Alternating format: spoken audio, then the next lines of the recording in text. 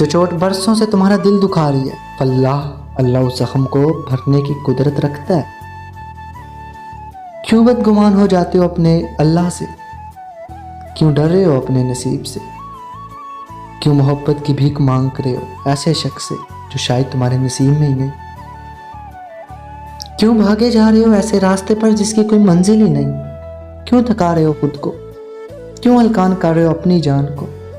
بس کر دو اب بس سمجھا لو اپنے دل کو، روک لو اپنے قدموں کو اس راستے پر چلنے سے جس کی منزل تمہیں معلوم نہیں، کیونکہ شاید وہ منزل تمہارے نصیب میں ہے ہی نہیں۔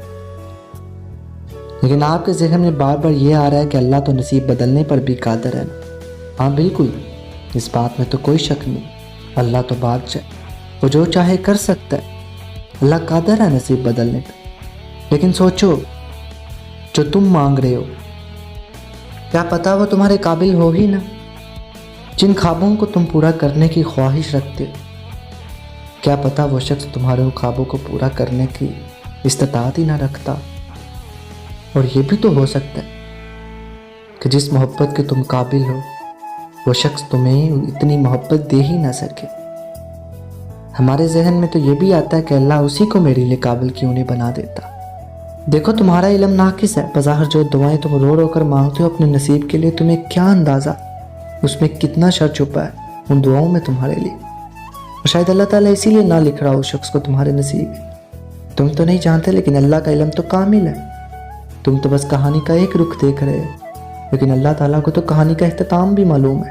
اللہ تم سے محبت کرتا ہے، قدر کرتا ہے تمہاری، تو پھر کیسے وہ رب تمہیں کسی بے قدرے شخص کے ساتھ پوری زندگی کے لیے باندھ دے؟ اللہ سے راضی ہو جاؤ، اپنے نصیب پر راضی ہو جاؤ۔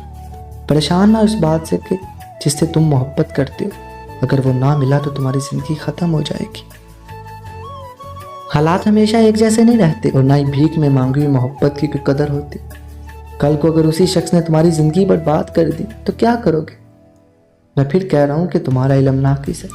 سمجھاؤ اپنے دل کو یہ بات کہ اگر اللہ تمہیں اس محبت سے دور رکھ رہا ہے تو تمہارے لیے اس دوری میں ہی بہتر ہے۔